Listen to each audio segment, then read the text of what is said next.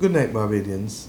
As promised last night, I am back here to be able to speak with you again as we prepare as a people for the passage of Hurricane Beryl. It has now become a hurricane, and as indicated, we have to remain vigilant over the course of the time between now and when it passes early in the hours of Monday morning. The evidence given to us by the Meteorological Office suggests at 5 p.m. that the system is 720 miles east-southeast of Barbados and moving quickly at 22 miles per hour. The winds are Category 1 hurricane winds, 75 miles per hour, and therefore, as I said to you last night, we remain absolutely vigilant and need to take every precaution that is possible for ourselves, for our family, and for our neighbors. Indeed, as we go forward, it is significant that while this storm, this hurricane, may move just south of Barbados, the truth is it can at any point move north. It can at any point seek to impact us more.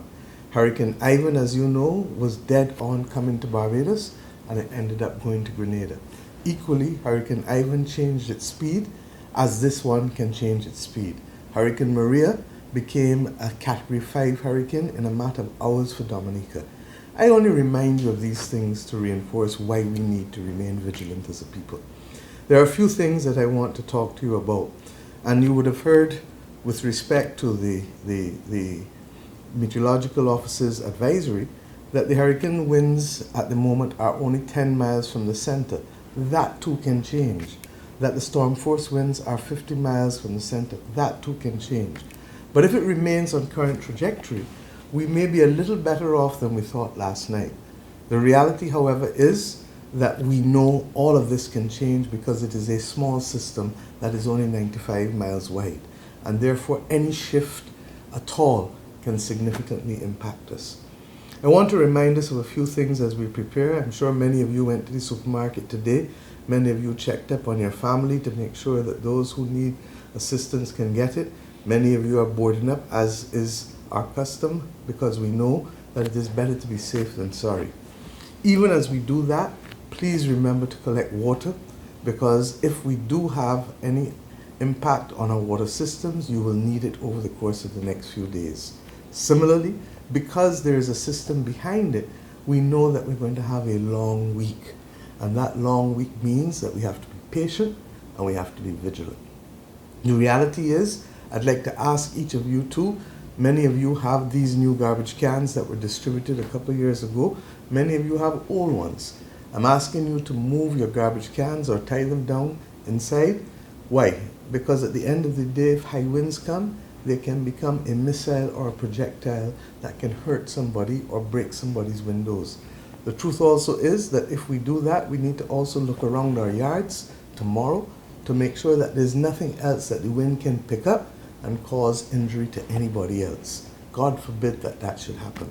I'm asking you as well, even as you do that, to continue to ensure that you have your medication in order and that you have the people who you know. I asked the young people yesterday to reach out to others in their community and to make sure that they're safe and work with the DEOs. There are also concerns with respect to pets, and those of you who have pets, you need to take all necessary precautions to protect them as well. My friends, as we go forward, we've had some consultations up this afternoon again. I just came out of a meeting with all of the relevant ministers and ministries, and we have consulted with the private sector, and we believe that all businesses that are non-essential should close tomorrow evening no later than 8:30 p.m. We do not expect many to be open because it's a Sunday evening, but gas stations and mini marts and restaurants may still be there. Equally, we are saying to those of you who have promotions or public fetes, nothing can go on beyond 8 p.m. tomorrow. If not, we will have to ask the police to come and have a word with you, because the reality is that we do not want to put anybody's life at risk in this country. The Met Office has been very clear that even though they expect these winds to come around 2 o'clock in the morning, it can come earlier. It can come as early as 8, 9 o'clock. And that is why tomorrow, when the Hurricane Hunter goes in, we will report and be able to give you an even more accurate position with respect to the nature of the system and the other attributes of the system.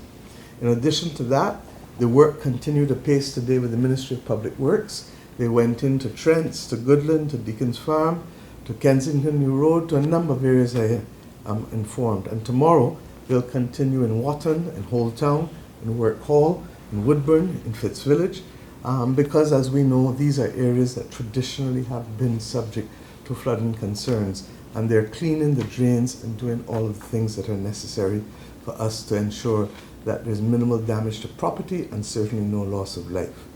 My friends, today was World Cup, and we hosted the world.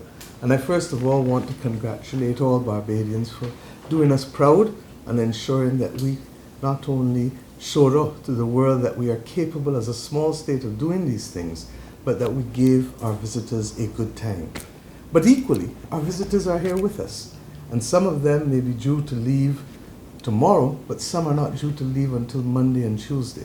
Some of them have never gone through a hurricane or a storm before. We met with the BHTA a few weeks ago and yet again yesterday, and we therefore are conscious that we have plans to take care of them. But I ask each Bajan to be conscious that with as many visitors on island, that we now want each Bajan to be that best host that they can be and to take care of persons, particularly those who may be anxious about what a hurricane involves and what happens in a storm. I ask you therefore to work with me to ensure that those who are not able to get out tomorrow will be able to have the support of the hotels and the general workers and staff and everyone with whom they interact over this period of time. I spoke about the closure of businesses. I'm informed that the airport will probably close on or about 8 p.m. tomorrow night, but you will have further advice on that tomorrow, particularly after the Hurricane Hunter goes in. I'm asking therefore, my friends, that we accept that this is going to be a long week. It isn't the one that we expected, but it is the one that we have. And therefore we will continue to speak with you. Minister Abrams will continue to update you. The Met Office will continue to update you. I'm speaking here from the Department of Emergency Management with Ms. Hines and others. We will continue to do our work overnight and through tomorrow in order to make sure that we keep you safe. But this is not a one-way road. It's two ways. I need you, you need us. We need to work together, and if we do so, then, as I said, we will prepare to ensure that we are ready, but we will pray to ensure that we don't face the worst.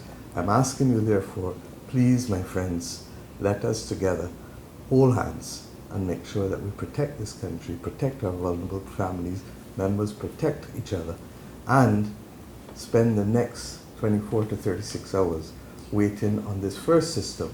But do not let your guard down, because we have then to take new guard on Wednesday. Tomorrow we'll address issues such as school and shelters and all of that, but now is not the time for that. So God bless you, God bless each and every one of you, God bless Barbados, and stay alert.